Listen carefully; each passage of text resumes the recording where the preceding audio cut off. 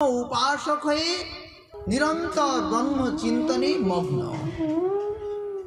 সেইখানে ব্রহ্ম চিন্তনে মগ্ন শ্রী শুকদেব ভগবান তিনি অকস্মাৎ শুনছেন সেই ব্যাস শিষ্যগণের শ্রীমুখে সেই শ্লোক। কি অদ্ভুত! শুকদেব ভগবান যখন সেই শ্লোক শুনলেন, আহা, এত সুন্দর কেউ হয়! বলছেন, বরহা পীড়ম নটবর বপুঃ কর্ণয়োঃ কর্ণিকারম বিভ্রদ ভাসঃ কনক কপিশম বৈজয়ন্তীং চ মালাম রন্ধ্রানবেন রধর সুধয়া পূরয়ন গোপ বৃন্दैः বৃন্দারণ্যম সপদ রমণম প্রাবিশৎ গীত কীর্তি। যখন শুকদেব ভগবান এই গোবিন্দের অতি অপার অদ্ভুত মহিমা, তার রূপকথা শুনলেন, কি সুন্দর!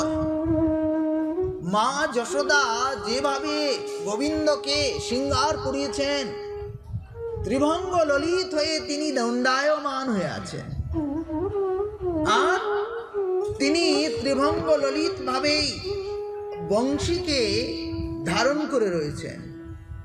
তার মধ্যে সুন্দর চন্দনের শৃঙ্গার, এর মধ্যে আবার সুন্দর মা যশোদা ছোট্ট একটা কিরিট মুকুট ওনাকে পরিয়ে দিয়েছেন।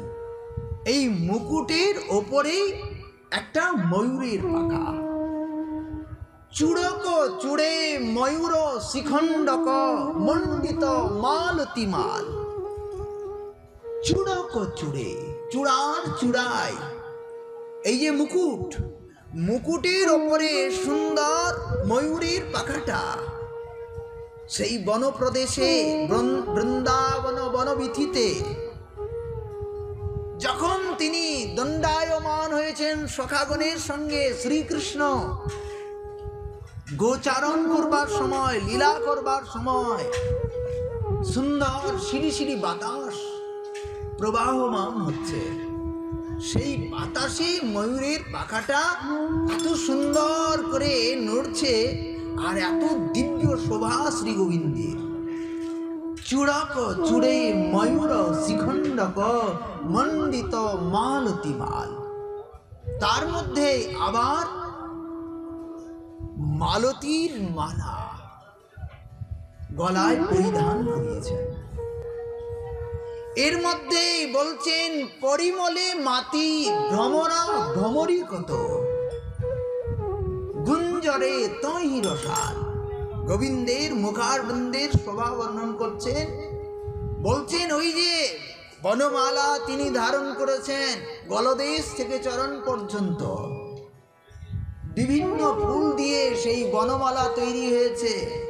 সেই বনমালার দিব্য সুবাস পেয়ে, সুগন্ধ পেয়ে, আর ভ্রমরেরা সেই বনমালার মধ্যেই গুঞ্জরে তৈ রসাল অতি অদ্ভুত ভাবে গুনগুন গুনগুন করে গান করছেন, আর সেই বনমালার মকরন্দকে আস্বাদন করছেন, আর গোবিন্দের অঙ্গগন্ধকে আস্বাদন করছেন।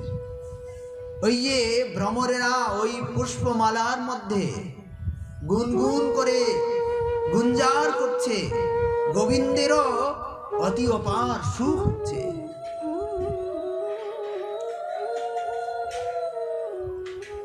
এইভাবে গোবিন্দের দিব্য স্বরূপের চিন্তন যখন ওই শ্লোকের উচ্চারণ করা হয়েছে, বরহা পীড়ম নটবর বপুঃ, এই শ্লোকটি শাখা শ্রীমতী রাধারানী বৃষভানুনন্দিনী তিনি বেণুগীতের পূর্বে তার প্রাণনাথ প্রাণবল্লভের মহিমা কীর্তন করত তিনি বলছেন সেই শ্লোক।